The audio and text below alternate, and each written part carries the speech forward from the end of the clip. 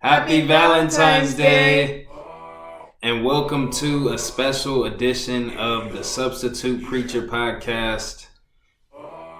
Pardon the interruption. I know we're just kicking off the Grind series, which I'm extremely excited about.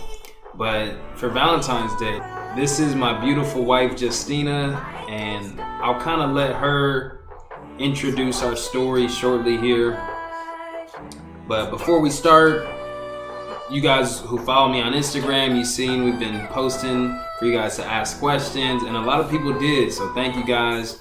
We will answer them throughout the show, so it's not going to be like, we are going to save some for the end, so stick around for that. But throughout the show, we'll kind of shout you out, whoever asked the question, and we got the answers, like we said. Another little disclaimer, it's kind of obvious, but no marriage is perfect, especially ours. Like, we're a work in progress too, but we are putting forth the effort, and we're putting God first in our marriage, which we feel kind of gives us a platform just to kind of encourage you guys and offer some advice. So, with that being said, Justyna, go ahead and talk about how we met. You kind of give your perspective. I mentioned it on the first episode, but we'll hear from my wife's perspective, and then I'll talk a little bit more about it. So go ahead. And that question was brought to us by, I believe it was Anissa. I think it's her Instagram, so I think it was Anissa. All right. So it was April 2015. My friend just got picked up by Rutgers, and so all of my girlfriends and I went to go celebrate and go to the spring game that weekend, and we were trying to find a party. So I'm always driving by myself. I don't like other people driving with me, so I can leave when I want to leave. And I'm standing on the street in a parking spot so my friends could park there, and everybody's outside. And I just keep seeing this dude walking back and forth on the sidewalk. And I'm like, oh, brother, like, it happens, And so I'm still waiting for my friends, and all I hear is, we gotta go. And he's like, hold on. And then he comes walking up to me, big old Isaiah. Hey. And I don't remember the conversation besides the fact that we found out that we had something in common. And what's in common is my name is the same as his sister's name, except I spell it Polish. So automatically it was like, what? Crazy. And from that point on, Isaiah lied to me, told me that they were going to have a kickback at their dorm with all the football players. And I had a lot of friends with me. So they were like, let's go. We get there. There's 5 guys. They're playing country music, sitting on the couch, doing absolutely nothing. So that's really what it was. But it obviously worked out. Isaiah and I became best friends from that point and fell in love. Yeah, a couple corrections I'll make to the story. But no, so yeah, like she said, and of course in my head I'm not really tripping that she notices me pacing back and forth. But I'm like, man, she looks gorgeous. Like, I gotta figure out how to talk to her. And I'll let you talk about this too, but where I was new to Rutgers. I had enrolled in the spring, so I had been there maybe a couple months. I had messed around with some girls, and I'm a college football player, so I felt like, man, the girls, the parties, all that cool stuff. But I was tired of that cycle, and I have friends now who know what that feels like. And as you get older, it's like, man, this is meaningless. Like, I want something more meaningful.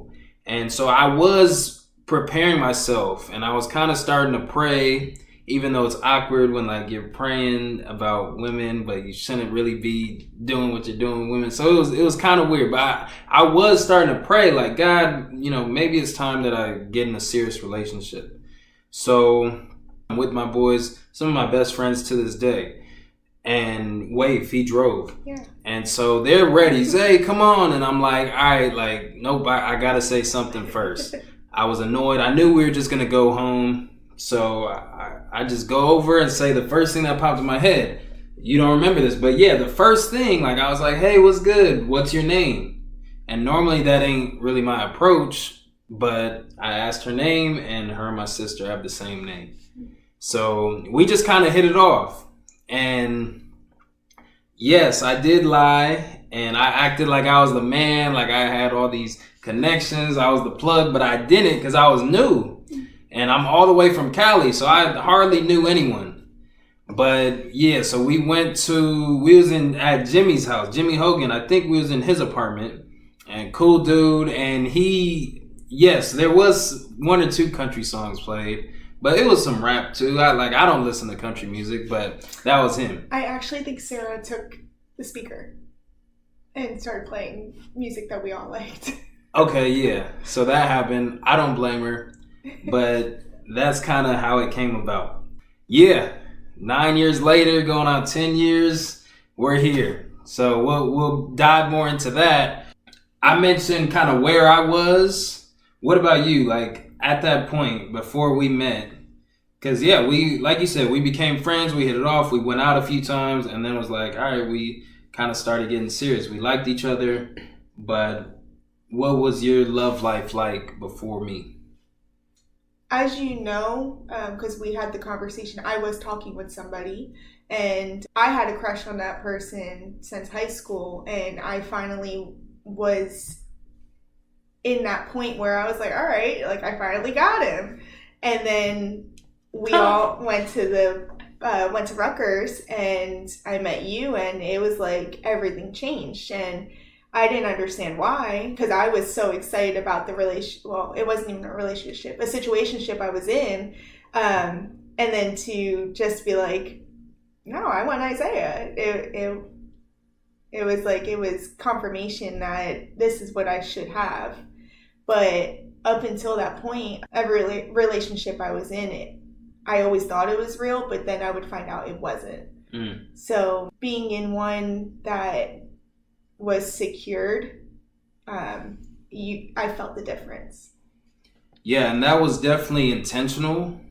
And I've told you this before, but I always said, because football came first. Well, God came first. But you could see how important football was. Like football was right there. So everything in high school, I poured everything into football, and I didn't really have time for girls. But come college, it's like, all right, might as well. When in Rome. However, I always told myself that my first girlfriend would be my only girlfriend. Like once I commit to a girl, I'm gonna end up marrying her. And I was. She was the lucky winner. I was the lucky winner.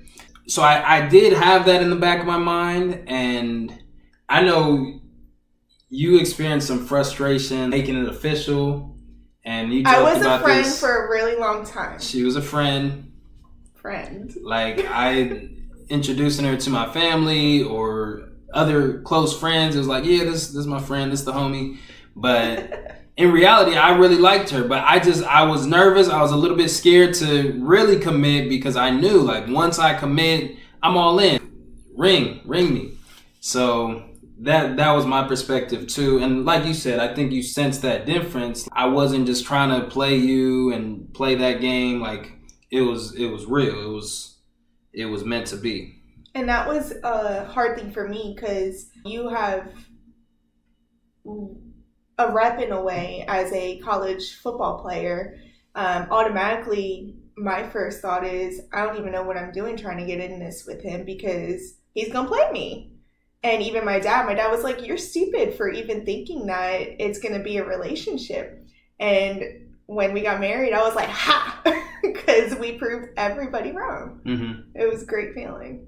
Yeah, definitely. And that kind of brings me to our next question from Chrissy, shout out my sister, Justyna. She got a few of these. She asked, what are some good boundaries to set when newly dating? So if you want to go first, and then I have a couple thoughts on that. So first off, spending too much time together. That wasn't as difficult for us because you were a half hour away and we both were working and in school. So I think that's a big thing though, because you don't want to be overwhelmed with one another and lose track of the rest of your life, meaning the people in your life and your hobbies. You don't want that relationship to overcome everything else. And also don't change because of the person. I think that's a big thing. A lot of people tend to adjust to the people they're surrounded by. That could be good and bad, but you always want to be yourself. And I think that is a big deal, being that you're about to be two people in a relationship. And a lot of times being yourself can help the other person with whatever they're going through and vice versa. Yeah, those are definitely good points. And what you mentioned first, just the giving each other space. For me, that's one thing is I'm selfish with my time usually, and I often have a lot going on. Dating back to those college football days, like juggling school, practice. Yes, I was very interested in her and really liked her, but at the same time, I had to keep my priorities in line. I knew that if I was with her too often or she was at the house too much, that might affect my play on the field. And I had goals, and I had a team that I was responsible to kind of play my part with. So yeah, I think time is definitely huge.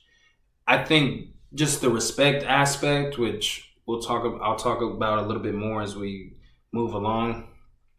Like just knowing who you're with and what they value and what they're about, that's gonna set the tone for the relationship as well. And you'll learn what some of the boundaries may be, and what you should be trying to do, what might be off limits. All right, so the next question, this one's a really good one from one of my students, Emilio.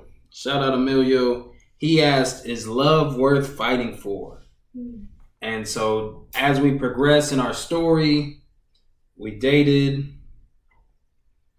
everything was going pretty smoothly. I graduated, and then I'll let you take that one away. So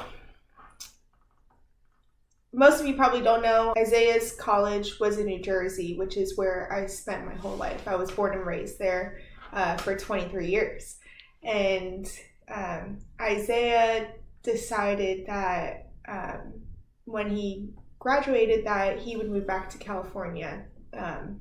He felt it was best for him. And we had the conversation before he left for me to decide whether I'd like to come and spend our lives together or not. And it took me 9 months to finally come to the conclusion and be content with a yes. But then it took me a couple more months to actually be proactive and get going. And so Isaiah and I spent a whole year apart before continuing our lives together. And that year, it built us. Yeah. We were across the country from each other, and we still made it through loving each other. And when I finally touched down, it was like, it felt natural. It felt like, okay, this is love. This is what you do for somebody that you want to be with for the rest of your life. And yes, I was the one who moved across the country, but he took the initiative to make sure everything was here for me. He got us a home. He had a great job to be able to provide for us because he knew I wasn't going to have one coming out here. And everything was set for me as his girlfriend. And it was well worth it. Yeah, definitely. And just what I was going through at that time, like I was homesick. I had been away from home over 2 years while at Rutgers. And upon graduating, I did kind of have a job lined up. Well, I had to interview for it, and it was a national company. So they had jobs in Jersey. They had jobs in Cali, in the Bay where I was from. And it wasn't necessarily, I guess looking back, I mean, it was kind of selfish of me, but it wasn't necessarily that I was just done with the relationship. I wanted that to keep going, definitely. But I did kind of already make up my mind, like I'm just going back. I think maybe even before I met her, like it was just like, all right, like this business, I'm going to go play football, hopefully make the league. If not, I'm going to come back home. This was always home. So yeah, for her to, for both of us just to make that sacrifice being apart, long distance relationships are tough. And yeah, I had never done nothing like that. Fortunately, I stayed with my boy Jack. Y'all met him on the show. And so we got to kick it, and I kept my mind off things. We frequently talked, but I was able to just kind of work and grind and hoop and have a little bit of fun in the meantime, but we still maintain, like you said, that love for each other, and that absence really established, or it kind of made us miss each other and love each other even more almost. So you ended up coming out. So love is definitely worth fighting for. We'll talk about this shortly, but love by definition, it's something you have to fight for. And we talk to older couples all the time, whether at church or our parents. Love is never smooth sailing. Things change. Whether it's work or just your surroundings, just having kids and our appearance, like everything's going to change. We're just going to get older. So you have to make it work, and you have to put in that effort in order to keep that love going and flowing. So that really brings me to kind of the next segment, just the definition of love. Love is so complex, and it's not easily defined. However, we're going to do our best. Do you want to kick that off, or you? Sure. It's not my definition. Well, it is what I consider the definition. Mm-hmm. But I'm taking it from 1 Corinthians 13, verse 4 through 8. It says, love is patient, love is kind. It does not envy, it does not boast. It is not proud.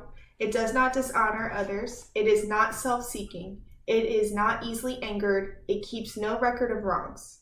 Love does not delight in evil, but rejoices with the truth. It always protects, always trusts, always hopes, always perseveres. Love never fails.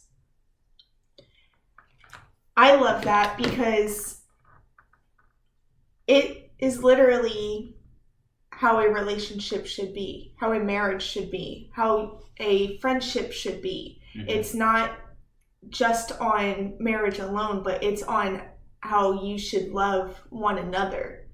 And we have it above our bed on a frame, and it's just a reminder every day because there's a lot of those things that I personally struggled with loving others.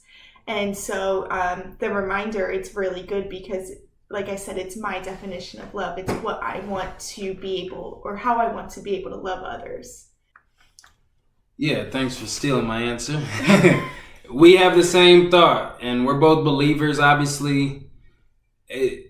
Love it's very challenging and hard to stay consistent and to love someone else. Like, you literally have to put someone else above you or prioritize their needs often over yours. And so, yeah, love is selfless. Like the scripture says, it's patient. You have to be patient with it. I think about not even just our relationship. Well, you have to have more patience for me. But even just us with our daughter, like loving Leia, our kid, like we have to be so patient because kids, y'all parents know, they could just... She's all over the place. Yep, so you have to be patient. Love is kind. It's treating each other with respect and with kindness. I love the part where it mentions And we'll talk about this in the grind series quite a bit, but perseverance. Like, you have to persevere. Like, especially nowadays, people get married, that honeymoon phase is over, and it's just, all right, let's divorce. Or you don't see eye to eye. The first argument or two is like, all right, I'm done. Let's divorce. Like that, no relationship can last. That's not true love. True love is, okay, we have a problem. We got to figure out how to solve this and to keep this love thing going. We have to persevere. So that's so important. One more quick thing on love as well. Like, biblically, the Bible mentions there's no greater act of love than to basically give up your life for someone else, as Jesus did for us. And like I said, like, even though literally I would give up my life for her if I had to, but hopefully it doesn't come down to that. But every day, like, in sacrificing and in putting her first, I'm taking a step down, and I'm putting her needs in front of mine because she means so much to me. And yes, it is a feeling. It is based off feeling because she makes me feel good and I love her so much. However, at the same time, it's just a choice. Like, love is actions. It's a choice. It's not just about feelings, because feelings come and go. It's fluid. It's all over the place. It does what it wants. And if we follow those emotions, we'll just be in and out of love. Mm-hmm. But in deciding to love one another and making that commitment, it's a choice, and you have to follow through with that. With that being said, and being vets in the game kind of now, like going on a decade being together, we know a lot of this now. But prior to our relationship, like, what was your idea of love? What, like, preconceived notions did you have, and how were they either proven wrong, or how were they revealed to you? Honestly, I don't think I had a true idea of love. I was a very fairy tale girl, growing up with Disney and loving all the princess movies. And my parents have been together my whole life. I think they're going on 25 years this October. No, 27 years this October. So I've always had them to look at, but they're not perfect. They weren't the love that I thought I wanted. But again, I never really had that true idea, or the realistic idea is what I should say. So every relationship I was in, or situationship, it just was there. I didn't know what to look for in it. And now that I know what love is, truthfully, I still didn't really understand it until I started going to church and realizing, like, it's not about the giving and the taking. It's not about presents, and I'm not trying to get too much into love languages, but I'm really big on acts of service, and I've always expected somebody to provide and show me that they want me, rather than just allowing me to see it in my own eyes. I wanted to be fought for. And especially in marriage, we've done a lot of books together, and we've done groups together through church, and even listening to services. We've learned a lot in marriage and with love because of our experiences, but what others have taught us. So now, realizing that this is love, I realize there's so much more purpose in it. It's kind of like, until you're experiencing it, you don't know it's there. And now that I've experienced it and I'm living in it, it's obvious, and it's beautiful. Yeah, absolutely. And that's good stuff.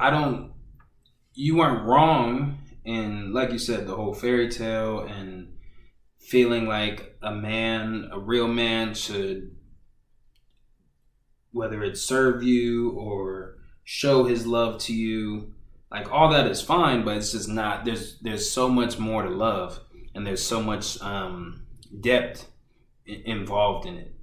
I think, and even real quick, just I had a student, a young girl, I think I told you this, she told me, like, because she's just recycling boyfriends, and she'll be with this dude and then the next, and she's a ninth grader. And so for her, it's like she just wants to have that feeling. Like, I like being taken care of. I like being cared for. I like when someone shows me that they love me. In reality, one, that's not love. And two, they're not doing that because they love her, which I've told her. And obviously, we know the reason, what they're really trying to get. Especially for young girls sometimes. Like, it's hard to just focus on yourself and be independent. That's tough to do. And when a guy kind of gives this persona of, hey, I could be that, in Disney terms, that knight in shining armor, and that, you know, here's flowers and chocolates, and I'm going to treat you this way like a princess. It's all good, but it's just fool's gold. Like, it's not really... he's just trying to get one thing. Mm-hmm. In reality,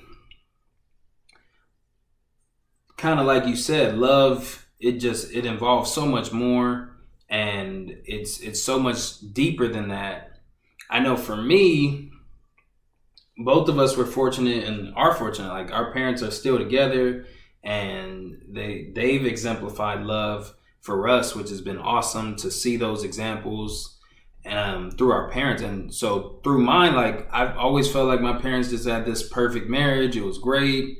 No marriage is perfect, so don't that's a lie. But my dad was always like, he was the worker, he was the provider. Mm-hmm. And my mom, she was like a stay-at-home mom, which we were fortunate of that. She was able to kind of watch us. She worked at different periods, but so that was always how I seen love. Like, okay, the man's the provider. And even kind of biblically, like, the men, they provide, they do the dirty work, they hunt, or back in the day, they hunted and they did manly things, and the woman cooks and takes care of the kids, and like, great. Like, we spent time together, we bedroom stuff, and that's it. Marriage, happy ending. Right. But it's so much more than that. Yeah. And I've learned, I think the biggest adjustment for me is compromise. There's nothing wrong with a man picking up after himself. Doing the dishes. Or doing the dishes. Don't do it too much, fellas. Don't believe that lie. But cooking and taking the kids to school, like, all that stuff is great. It's just what's going to work for us. Yeah. And so if that's your situation, cool. But for me, it was like, I had to learn, like, all right, I can't just go to work, come home. Maybe I worked out in the morning, or whether it's in the evening or whatever, and then it's just, all right, cool, and we'll get into love language, but I'm more of a time guy. So it's like, for me, if we spend quality time together, 30 minutes or an hour, like, okay, cool, I did my job. I provided, I went to work, we hung out, cool. And now I spend some time with my daughter. I checked all the boxes, but there's more to it than that. Like, she could be having a bad day or feeling some type of way because the house is a mess. I don't really be caring if the house is a mess, to be honest. I'm like, all right, we'll just clean it during the weekend. But I can't leave her out to dry and have her feeling some type of way that the house is a mess on a Tuesday. And because I checked my boxes, I could just lay down and chill. Like, no, I got to figure it out. How can I please her? How can I make her happy? Right. How can we compromise and work together to sustain that happiness? And also, you have to look at it as we're a team. Yes. And perfect example is LeBron, Curry. They can't win a game without their team. They're not going to just make threes, and LeBron's not going to go lay up and win the whole game against everybody else. We have to do it together. And so you really have to look at a marriage like that. We're teammates.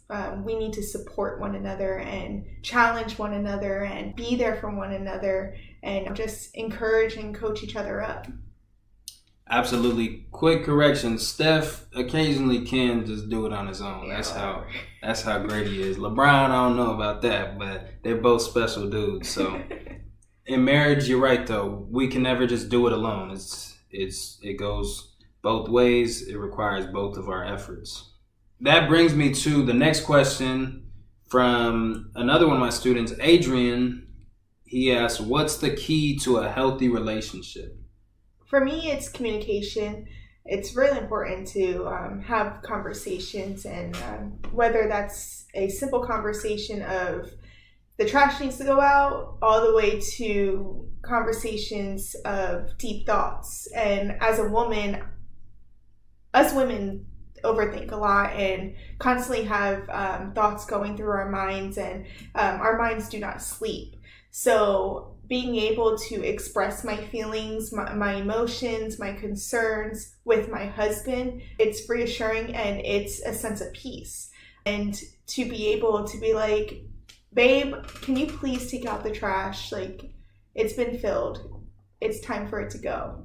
And him just be like, yeah, I got it. You know, it's all about the communication, because if I don't say it, who knows when it will happen? The speaking up is a really good thing in a relationship. I think that certainly comes to mind for me, as well as I think any relationship starts with respect. Yeah. So I've seen couples like fight and curse at each other. Like there's no boundaries, kind of like we talked about. And in reality, like it's not sustainable fighting all the time. And like I said, I mentioned cursing, for example, or if we have different beliefs and she's bashing what I believe in or demeaning me in any way, and vice versa, it's just not going to last. So building that foundation of just respect. I respect you as a person. I feel like that's a big key in a healthy relationship. Yeah. The other thing, and don't get it twisted, love and in a marriage or relationship, fun is important, but it's definitely not everything. In the Bible, it talks about it like it's not just going to be smooth sailing. That's why we have to persevere. That's why we have to have patience. However, creating new ways to enjoy each other's time and company and have fun with each other, just being in each other's presence, I feel like that's huge as well. Like we get caught up and we're both very busy. Like she works, I work. We're both involved in church. We're involved in the groups and Bible studies, and we have our daughter. And so it's just so much going on, but taking the time to just slow down and enjoy each other's time. It doesn't have to be extravagant or always going out or going on dates. Like it could just be here at home. Send the daughter with the grandparents and we're chilling just by ourselves. So I think that's really important as well. I want to transition here into, we've all heard the saying, for better, for worse.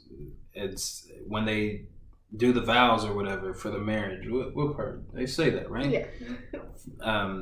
Through sickness and health, for better, for worse. And like I kind of said, like love it's going to be hard for you to just, everything to stay stagnant, for you and your spouse or partner to be perfect and not go through trials and tribulations, sickness. Like that stuff comes up.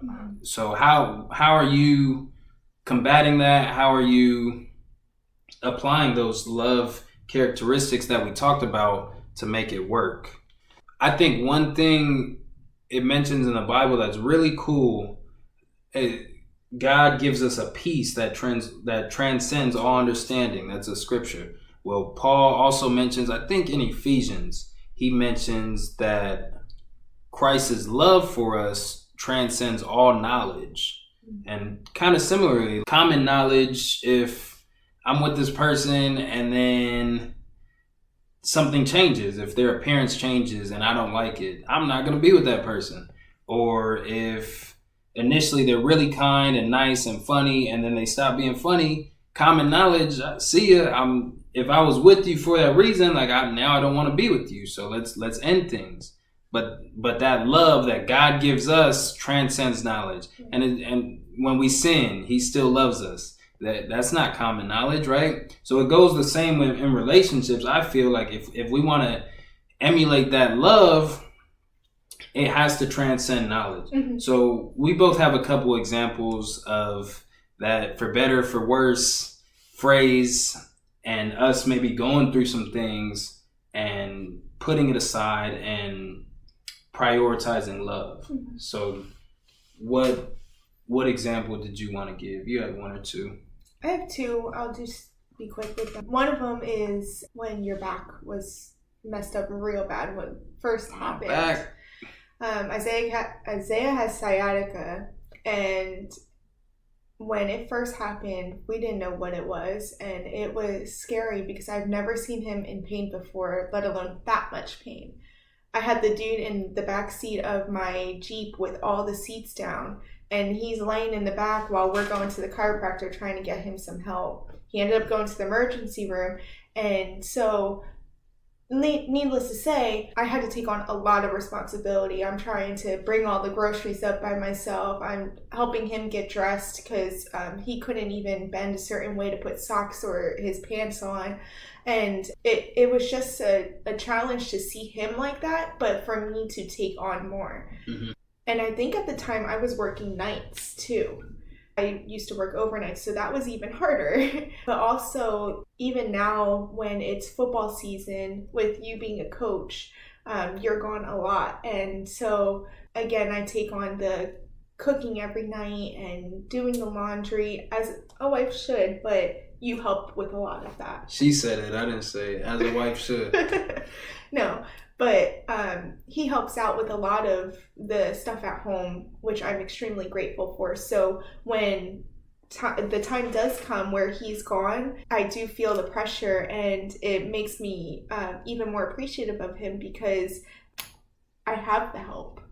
And so that's where it's for worse for me, because it's like, okay, I can't be selfish and be like, no, you can't coach because I need you home. I have to say for better and let him enjoy what he loves to do, and me just take the sacrifice for a couple months. Thank you. You're welcome.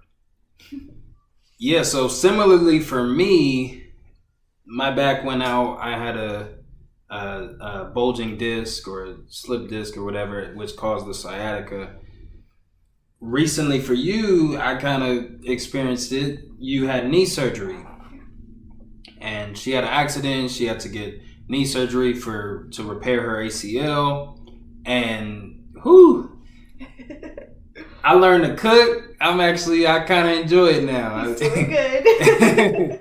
I don't want to say that too much because then she'll expect me doing it all the time. But yeah, so I kind of put on all these hats of I'm still being a dad. I got to go to work. I got to have fun with the daughter and keep her happy. But I also have to keep everything relatively clean. And I did my best with that. I have to cook and I was looking up recipes and and on top of that, I also had to take care of her. I had to cater to her and I was running around ice, and then, oh, you forgot my pills. Ran back, pills. Oh, I need my phone. Oh, here's your phone. And it was just constant. And same thing. It made me so much more appreciative because she's an incredible mom and wife. The way she provides, and yeah, sometimes you take it for granted, like, oh, that's just her role. But in reality, what would you do without me? Yeah, like, and what's scary is at any given moment or time, anything could happen. Your partner could get in an accident and be paralyzed and can't move, and now you're changing their diapers all the time. Like, you have to really consider those things when you're interested in loving someone. Right. Because as quick as you catch those feelings, something can happen, and it's like we said, it's for worse. It's not for better. It's like, oh shoot, like I still got to be there. And I feel like if you can't bear that responsibility, it's just a choice. Like, if you're not ready for that, fine. Like, take it slow or don't do it. But we were both ready. We had to be. We experienced the physical changes too with me. Yep, I was just gonna mention that. So, and this was still kind of in our early stages. What, maybe year 2 dating? I think it was year 2. So my wife, since we've known each other, one thing I really liked about her is she's always been working, and she enjoys working, the grind, which we're talking about, and like she's a really good worker. I seen those habits and those traits in her early on, and so she was working at ShopRite. It's a grocery store in New Jersey as what were you? Food service manager, so I had to cook. Yeah, so she was managing the food, but she was also doing the cooking, and you could talk about what happened. So I literally would cook home cooked meals, and I was making this type of chicken, and you have to flip it in the pan rather than grabbing utensils and turning it. And when I flipped it, all the oil flew up at my face, and I had 3-degree burns on the whole right side of my face. Yeah. So I get that call. I think maybe your dad called me? Yes. While we were at the ER. Yeah. So they're at the ER, and I get this call, and it's like, hey, like, she's okay, but Justyna, her face got burnt up. We don't know what it's going to look like. And I'm sitting here thinking, like, man, like, I tell her I love her, and I really do. But what if she got a deformed face, or what if, who knows? And fortunately, she's, as you can see, flawless, beautiful face. However, so she did leave the hospital, and she had some scars, and she was a little bit messed up.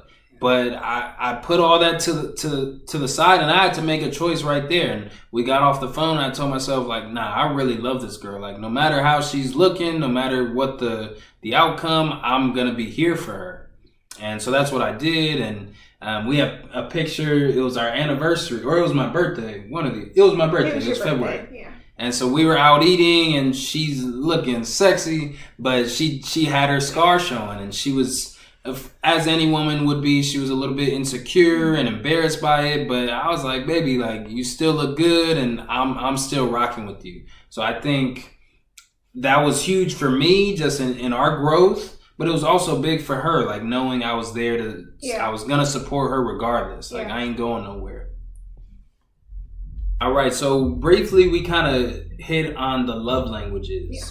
So I was already kind of planning on speaking about it a little bit, and someone happened to ask a question about it. So who was it? Let me see. So it was Emilio who already asked a question, but thanks for the other one, Emilio. This is good. What is love language to you? So we both read the book together. Mm-hmm. You can kind of talk about what it means to you, and I'll talk about what it means to me, and we'll kind of just briefly, real quick, we'll talk about what our love languages are. Okay, so with the love languages, there's 5. There's quality time, acts of service, receiving gifts, physical touch, and what's the last one? Words of affirmation.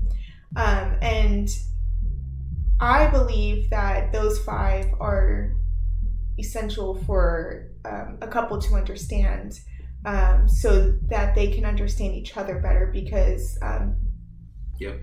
they're very important to know, quality-wise, as a person, what your significant other prefers. Mm-hmm. And for me, it's always been acts of service. I've always preferred people to show me. And so that goes back to Isaiah picking up around the house without me asking, or bringing me Cold Stone randomly because I love ice cream, or just reminding me by action that he sees and he cares. Recently, I feel like I've started to lean towards quality time, though. I don't know if it's because I've been off of work due to my knee, but I have realized, like, I wanted to be around him and my daughter more. And prior to that, I preferred a nap. So now I'm like, where are you? Let's nap together, or I'll go to the store with you, rather than him just going really quick. I've realized like I've wanted to do things more with him.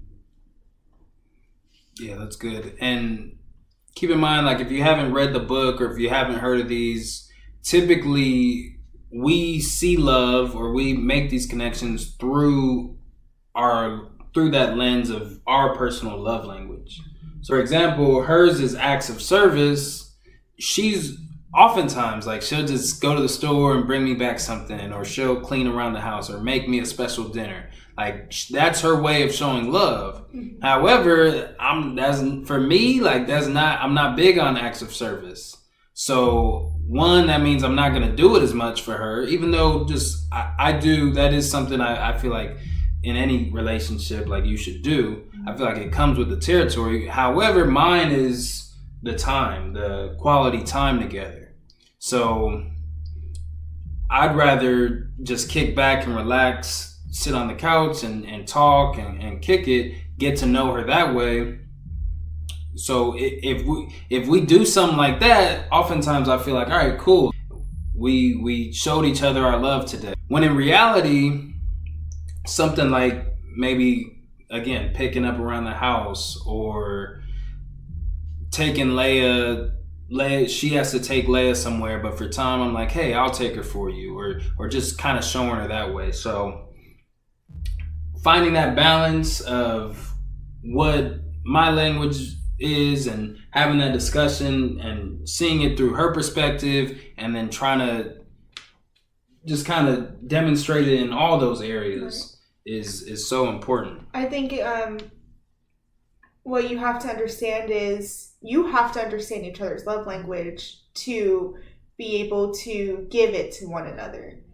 Being Isaiah's is quality time, but mine's acts of service. The only way Isaiah's can be happy is if I give him quality time too, not just him trying to give me quality time, because that's not what I'm looking for, but that's what he's looking for. So I have to realize, oh, he wants this. Let me give it to him. Yep. Yeah, thank you. Mm-hmm. That's good. So yeah, guys, if you haven't heard of that or read the book, like I highly recommend it. It's really useful, and it helped us as we were reading the book, and it opened up our minds to maybe where we were lacking or where we could improve, and just in creating a better marriage. Mm-hmm. I want to just briefly talk about intimacy, and this one's tricky. As you guys know, we're Christians, and marriage is sacred, and our bodies are sacred, and God intends for us to save ourselves and to remain abstinent or celibate up until marriage, right? Our daughter was in our wedding, so obviously we didn't do that.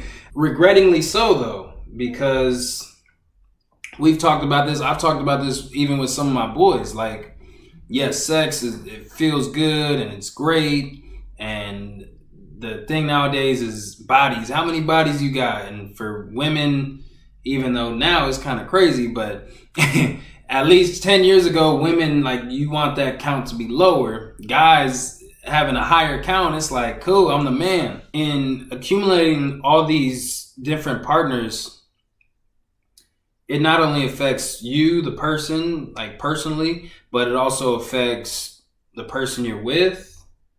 If your intentions are different from theirs, and oftentimes it's the women that they want to feel loved, and they do it out of intimacy. A guy is just doing it for feeling and just to enjoy himself.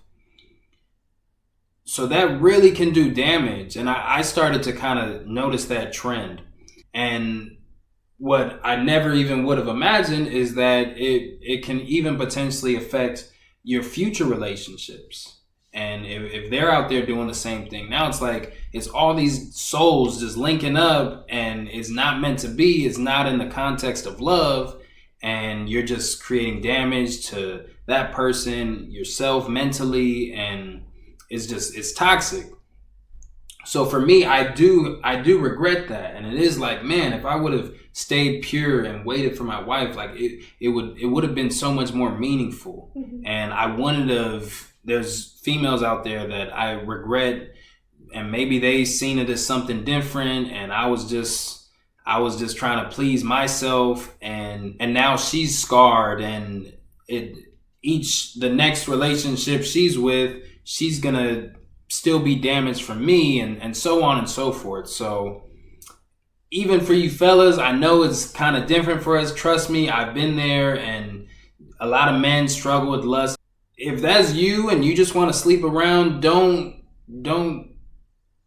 have these other girls, you can be upfront, and I would just express that instead of destroying a young girl's heart. But again, I encourage women, and especially the fellas, there's someone out there special for you, and saving yourself and waiting for that person is just such a joy, and it's such a beautiful thing. So do you have anything you want to add on that? I mean, you kind of covered it all, but just to piggyback, it is something that you should try to do is wait until you're married, especially coming from two people who didn't wait. And I dealt with shame for a while, and Isaiah helped me get through it, but it's like once you're in a marriage or even finding God, you start to feel all that conviction of past hurt and what you did to yourself and what you did to others. And it really shines a light on the path that you would have hoped to have been on. And so if you just do what's best for you always, and remember what the outcome is going to be or what you hope it to be, the success is so rewarding. And yeah, we both say it, but we do wish we would have saved ourselves for each other. Yeah, for sure. And again, that's for you Christians maybe struggling with it as well. Like, that's truly what God intends sex to be, is for marriage and for love. And so just keep that in mind. Again, in no way am I saying it's easy, because I failed to do it. And even for me, like, consciously, I grew up a Christian. I knew God's intentions of marriage, and I stayed down that path for a while, and then it was like I messed up, and then it was like, all right, there's a little gray area. I deceived myself, and it was like I told myself, like, all right, this one little sin, if I indulge in this a little bit here and there, maybe God won't trip. I'll still pray. But it's damaging, and it truly, it can take you down such a dark path. Obviously, first comes love, then comes marriage, then comes a baby sitting in the carriage. So in partaking in sex and intimacy and performing those acts, it can lead to a child. And it wasn't intentional with us, but a little over 5 years ago, we had our daughter. Talk about what that's been like, babe, and just what Leia means to you. If you have any advice for young parents out there, or someone looking to have a kid who wants to go down that path, give them your thoughts. So again, wasn't intentional. It's off the rip. I'm devastated. Isaiah's like, what are we gonna name it? And I'm sitting here all distraught. But needless to say, it was such an amazing experience, especially with somebody that loves me. Like that's important. I had a man that waited on my every need while I was pregnant. And then after we had Leia, it was even more noticeable and obvious how much he loved me. And then to see how much he loved our daughter, the way he looked at her, it was unbelievable. Like, he grew as a man by becoming a father, of course, but to see it happen, it's a whole nother level of love. And now that she's 5 and she's sassy and so intelligent. It's like you can see her characteristics that she gets from both of us, and it's the perfect combination. But it's hard too, because now I got two Isaiahs, or now I'm battling myself in a little body. And she knows it. She's unbelievable. And to be a mom, it's such an amazing feeling. It's a proud feeling. It's a feeling of knowing that I have somebody that I can be proud of other than myself, and to watch grow. Like, it's hard to explain, but to sit there and say that I've known this girl since she was born and I've helped raise her, it feels amazing. And the only thing I can truly say is that time is so important with children. So important. And honestly, I think that me being home for the first year or so with her is part of the reason why she is the way she is. Having the family who loves her and having us who love her undeniably be the ones that have tended to her since day one, it's showing her love and grace and kindness. We're showing her the godly way. We're showing her the way to walk through the light. And I think that's very important, especially as a Christian family. But yeah, time is so important with a child. And I second all of that. Being a father, like, to all you deadbeats out there, just give it a chance. Give it a couple months. I know some of y'all got crazy baby mamas. That's your fault. But a couple months just with the kid and really investing in them, it's special. There's nothing like it. And I've talked about before, it just reveals to me how incredible, how profound our relationship with God is, and how he intends our relationship with him to be, because he's our father. And so he looks at us as his kids. So the same just awesome feelings we have towards our daughter Leia is the same way he looks at us times 100. It's even more intensified. So being a dad is great. Chrissy, shout out you again. You asked, what are some of the challenges of parenting? I would say, like I mentioned earlier, patience is huge.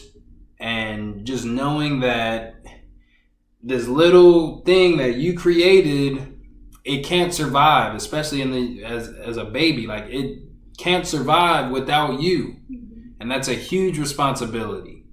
And so, and even now she's 5, but if we're not feeding her consistently and giving her healthy foods, I see too many obese kids. Y'all gotta feed these kids right. But if you're not feeding them with their health in mind and making sure they're hydrated and exposing them to exercise, and you're building this person. Yeah. And so, like, just understanding that and embracing that. Obviously, love between man and wife, between bride and groom, it's different. However, the same qualities. Love is patient. You have to be patient with your kids, because they get crazy sometimes and they do crazy things sometimes. But kind, showing them kindness and just being gentle and graceful with them, it's so important.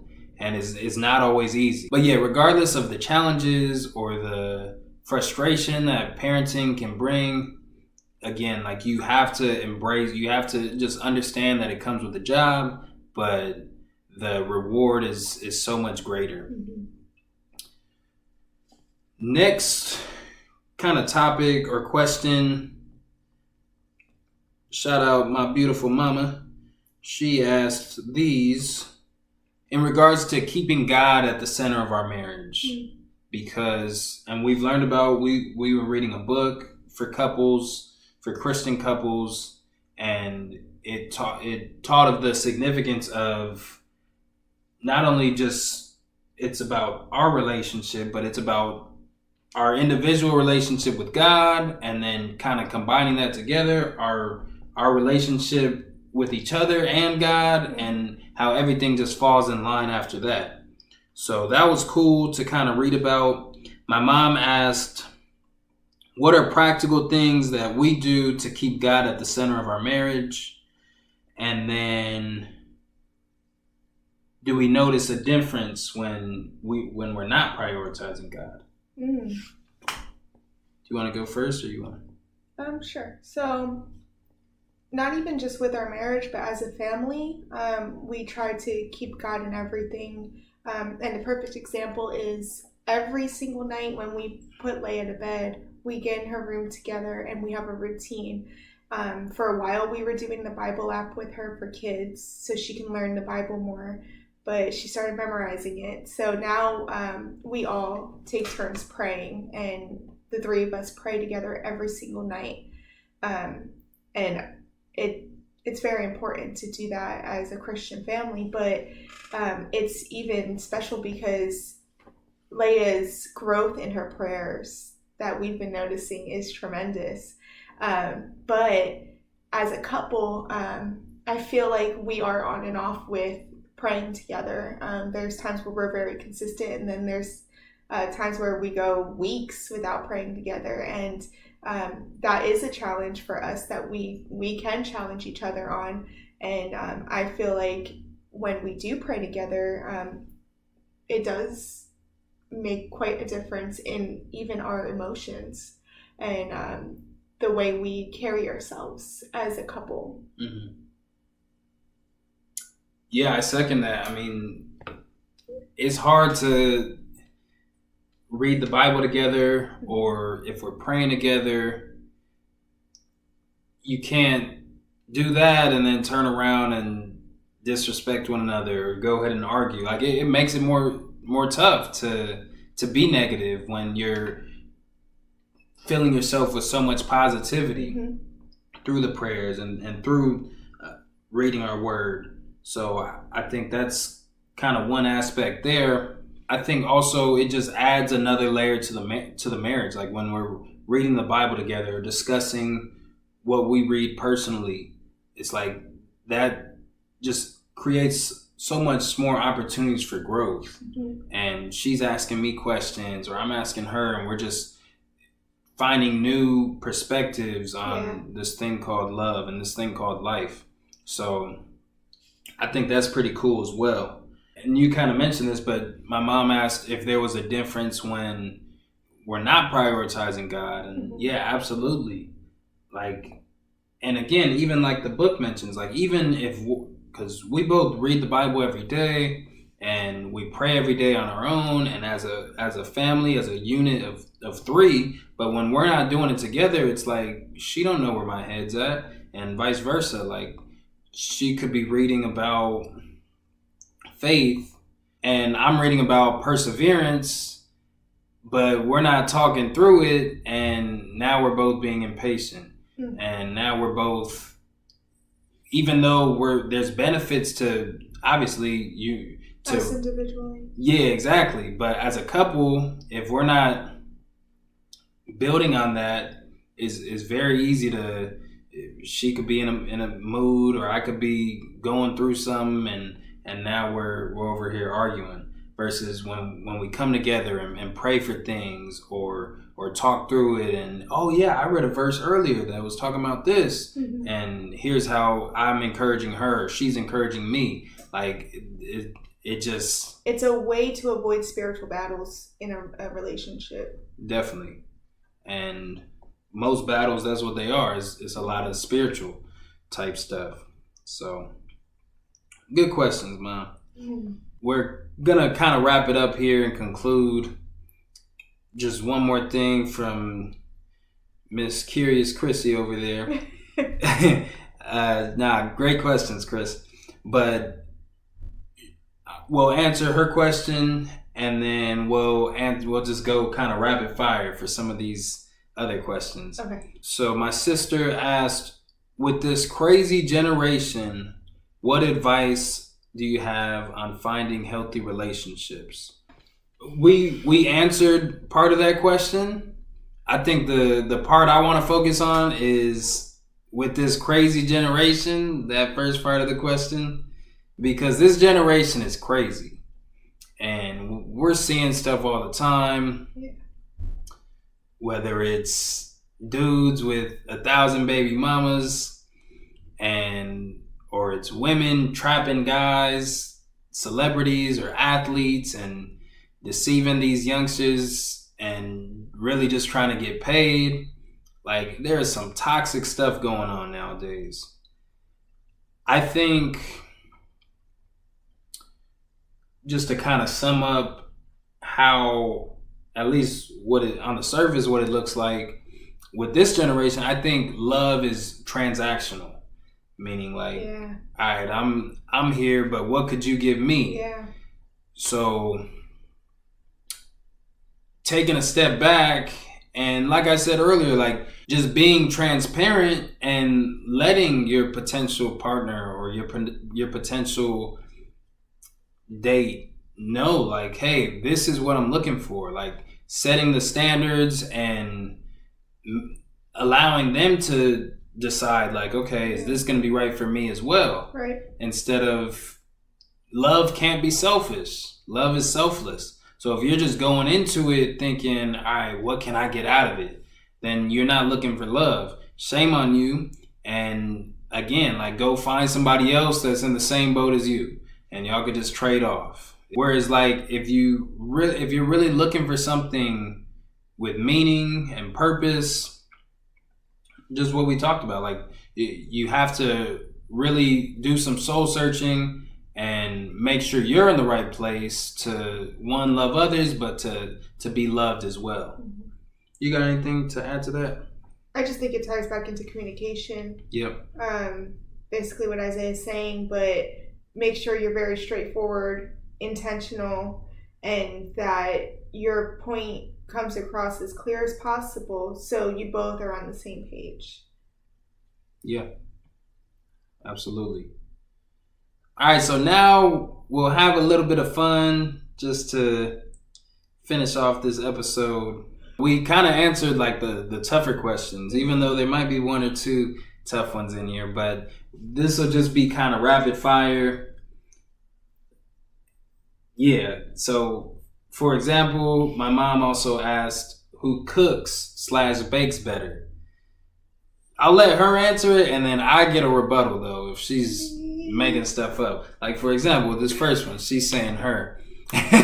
Nah, for sure. So she's definitely more gifted as a cook and a baker. She's been doing it for years. But don't sleep on me. Like and a lot of it's from Instagram, or I'll be looking up recipes. Shout out like Deron the chef and Kimmy, and they be taking care of your boy. But I've kind of learned, and like I said earlier, I enjoy cooking now. So I be experimenting and like taking what they say and like, all right, I'm gonna make a healthier version, or I like things spicier, I'm gonna throw in this and that. Yeah. So baking, I feel like same thing. I'm learning. We've done a couple bake-offs with the family. Mm-hmm. They be hating on your boy, but I'm getting better. I'm for sure winning the next one. So, anything to add?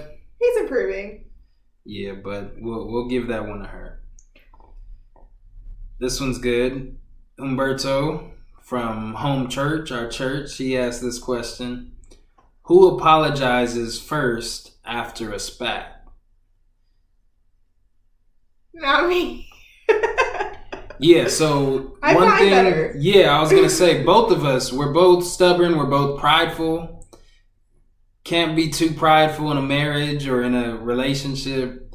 But yeah, I think we both have trouble apologizing. But like you said, we've gotten better. Mm-hmm. I think I'm quicker at it. I think I'm quicker too, especially if I'm wrong. But like if it's something where we're not seeing eye to eye and she thinks she's right, I think I'm right, like we'll both, there's some growth. Like we're getting better at both explaining ourselves and trying to meet halfway and compromise. But yeah, I normally apologize first. Yeah. Uh-oh. This question is by yours truly. Because I just want to talk about this because it happened today. And because it relates to my next guest. This is kind of funny. Do you guys poop in front of each other? Why would you ask this? No, I refuse to allow him into the bathroom. Like, refuse. I don't see the big deal. We're a couple, we're married, we're close. It is what it is. She'll sit there and do her hair while I'm letting loose. So I don't see why she be tripping. But I guess it's a women thing. So yeah, that's just kind of funny. You guys, I'm sure, like, and I'm going to make this a reel too. So when I make it a reel, you guys respond with, do you guys sit in on each other's bowel movements? He just tries to break into the bathroom, and I think that's doing too much. Nah, I just be joking because I know she don't like it. But this is funny, and y'all can answer this question too. Do y'all fart in front of each other? Because obviously, like, you can't get around that if you're with each other long enough. We don't fart in front of each other, though. Mm-mm. And I'm going to say where it stems. So my next guest, Greg, we was kicking it once, and I forget how the conversation came about, but he was like, yeah, nah, ain't no way my girl ever farted in front of me. I'll break up with her. And I kind of laughed, but I thought about it. I was like, dang, like, shoot. So ever since then, and he said he don't fart in front of her girl because he don't want to give her the authority to be like, all right, I can fart too. So I was kind of like, I took that and was like, all right. So I don't be cutting loose in front of her. She don't do it in front of me. A few times in her sleep, I've caught her, but that's about it. So I can truly say my wife has never smelled bad in front of me because I've never, she's always smelling good. So I appreciate that. I'd say it. All right. Who said I love you first? I did. Yes. On accident. On accident, yeah. So that was funny. Yeah, you said it first. Mm-hmm. I didn't know how to feel. Like, I knew we were progressing in that direction, but at the same time, I was like, oh, well. Yeah, no. You're alone on that one. I ain't saying it. No, I shouldn't have said it. Again, accident. Yeah, but she meant it. She meant it, though. I wasn't in love with you. I loved the person you are. Or were. Whatever. So, when maybe, a few weeks later, you kind of started saying it? Meaning it? Or was it some more time? Yeah, I don't remember either. But for me personally, I was like, oh, well, you're alone on that one. At least saying it. Like, I knew, like I said, I knew we felt it, but I wasn't going to say it. So it took some time. And then, obviously, it became a regular thing. Who is the most patient? Not me. Yeah, I'd agree. I think overall, I'm a pretty patient dude. Very. So, and there's not too much that bothers me. So, like, I'm pretty chill. Her, like, and it's warranted, like, whether it's cleaning's a big one, as you guys can see. Anything else? Anything. Yeah, she's not as patient as me. She's gotten better, though. Otherwise, we wouldn't be together. I'm like a grenade. Yeah. All right. Who kills the spiders? He's not even allowed to use my shoe to kill the spiders. Mm-mm. Yeah, so I'm a big baby when it comes to spiders, too. The medium ones, like, all right. But if it's on some freaky speed, and the speed ones be scaring me. But, yeah. Fortunately, we don't really get too many spiders here. Knock on wood. Mm-hmm. Yeah. But, yeah, I take one for the team, and I kill it. But I don't like doing it either. All right. Last question. Okay. Who's always on time or more often on time? Me. Obviously, yours truly. Nah, it's her. It's definitely her. It's a Johnson curse. You guys are always late. Black people. And the only reason I'm ever late is because of him. Wow. Facts. It don't help that we have a kid. I'm on time without you with her. Yeah. It still don't help that we have a kid. All right. But I will say this. For the important stuff, if it has to do with work or if I was interviewing for a job, stuff like that. If I have to be somewhere that's important, I'm going to be on time. I'm always on time. Yes. I'm early. And sadly, and church is so important too, but I do be late for church. But pretty much, yeah, anything else, if it's a family gathering, like, I like to show up, you feel me? Fashionably late. Not fashionably late, but Unfashionably fashionably a little bit late. So I don't think there's nothing wrong with that. Why stress over getting there? Like, anything could happen. There could be a crazy accident and you just missed it because you left a few minutes late.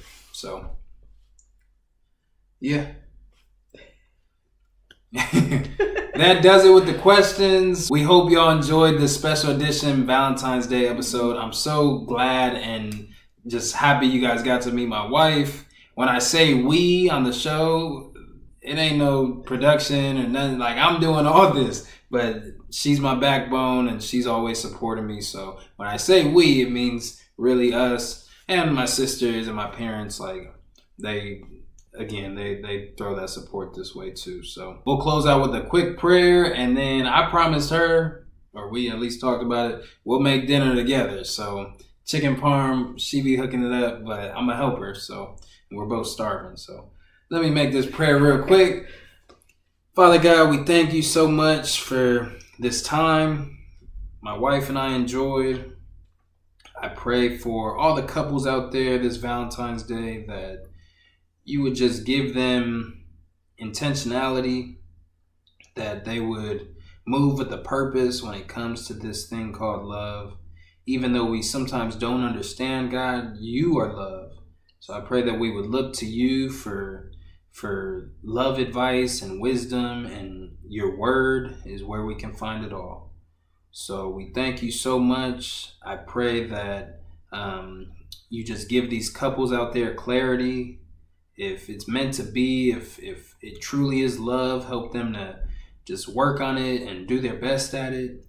And if it's something that's not serious or they're just trying to play games, I pray that they would be upfront about it and give them the honesty and courage to be transparent and let that be known.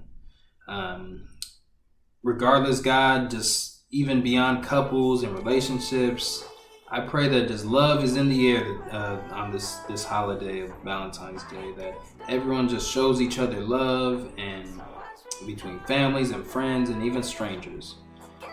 Ultimately, we love you so much. We thank you. To you be all the honor and the glory and the praise. In Jesus' name, amen. Amen. All right. Happy Valentine's Day. Happy Valentine's Day. Peace out.